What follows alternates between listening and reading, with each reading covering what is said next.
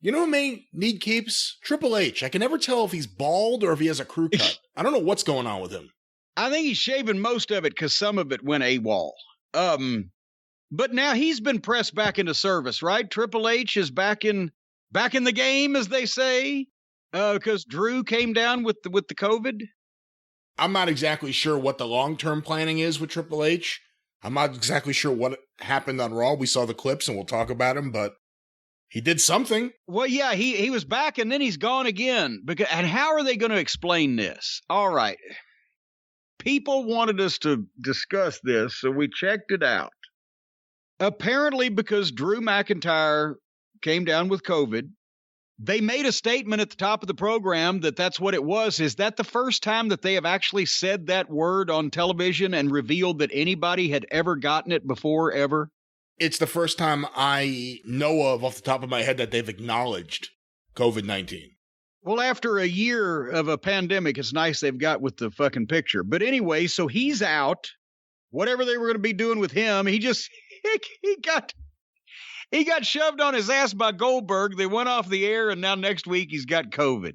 He's not having a good year. They keep trying to push this motherfucker.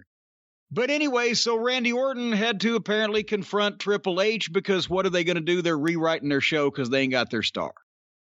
And I'm not going to shit on the verbal part of it. For once, I enjoyed the verbal part of something more than the physical. I know it's sports entertainment.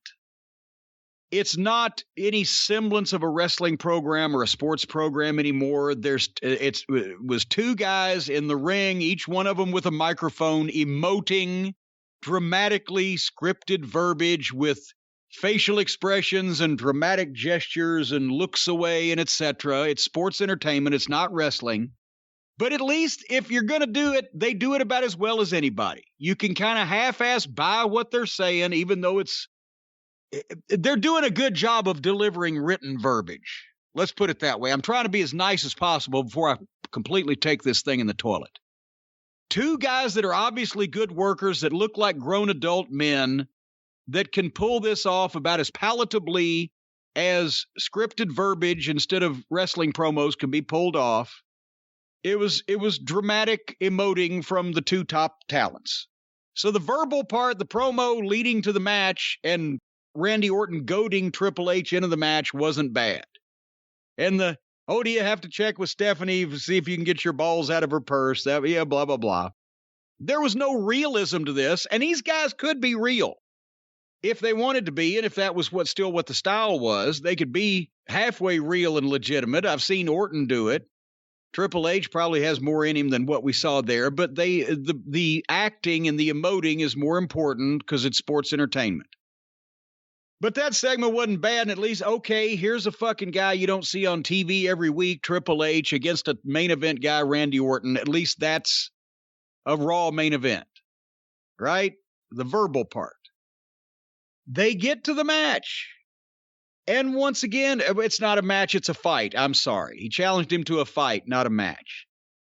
I guess that still means that they just don't bother to have any rules and they don't have a referee or whatever. They just fight each other and then they go out and they bump around on the table. And once again, it's sports entertainment, but you got two grown men and they know how to work, so they're doing it well.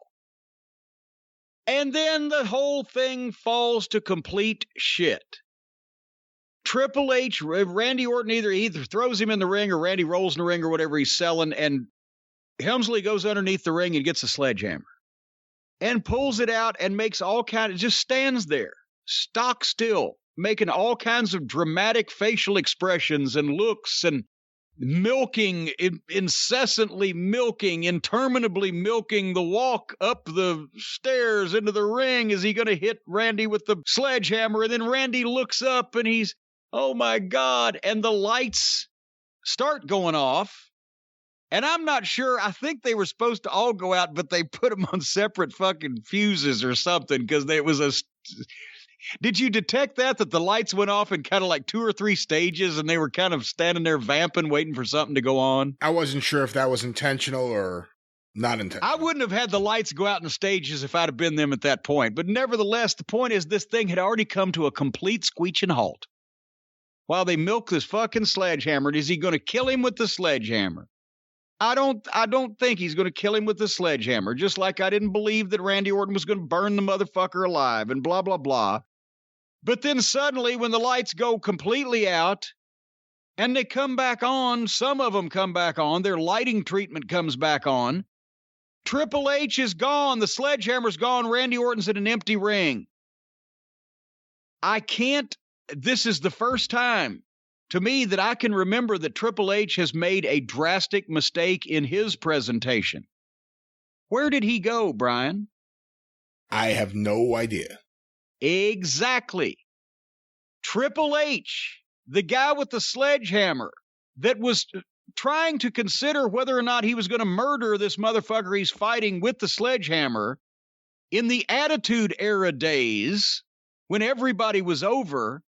To get Triple H out of that ring, you would have had to have a platoon drag him out. But instead, because the lights go out and when they come back on, he's gone, that means he's in on it. That means he wasn't really mad at Randy Orton or he wouldn't have left. That means that he's in on whatever foolishness is going to happen next. That means it's all a show. We just saw behind the fucking magician's goddamn box that he saws the woman in half in and saw the mirrors in the goddamn compartments. That made no sense. He's gone and never seen again. Instead, Randy Orton's in the ring with a fucking Alexa Bliss that's 5 feet tall and 100 pounds is standing there looking at her like she's got turds in her mouth.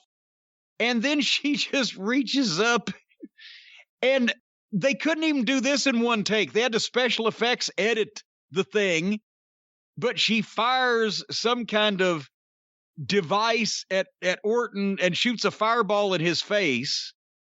And then nobody immediately hits the ring with a towel to cover it up or a wet towel or to create chaos or whatever. You just see Randy Orton for 45 seconds covering his hands with his face, which you wouldn't do to a severe burn, screaming and selling in pain, but not cursing at all, which you, believe me, wouldn't happen if you set Randy Orton's face on fire, and giving the viewers enough time to realize, well, this is phony as a football bat. And Triple H, by the way, is still gone. So what the fuck was that all about? You know, as I put Triple H over earlier for having more of a wrestling mind than Vince McMahon, and now I'm looking at what he was involved in, and I'm thinking maybe I fucking spoke too soon. I don't know. Now we have both companies doing lights out. He teleported. And, yeah. Or was he even there to begin with? Was it a hologram?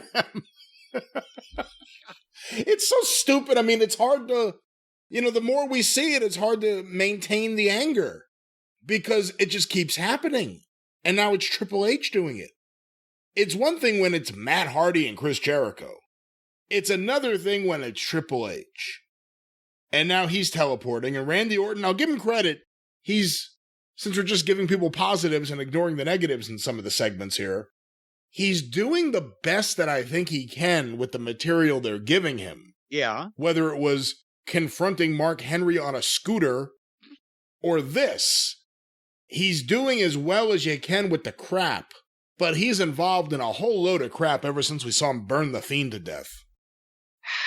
And even if it wasn't taking up for the wrestling business or wasn't taking up for the television program, even if Helmsley was just going to be selfish and just think of himself, that buried him. Where the fuck did he go? And, God damn it. Now, is he on TV next week or is he not? Because if he's not, then you just ignore it. If he is, he has to say, and I was in the ring and the lights went out, and the next thing I know, I woke up in a tunnel. I didn't know how I got there. I didn't know what I was doing there or how to get back. I mean, you have to explain what the hell happened.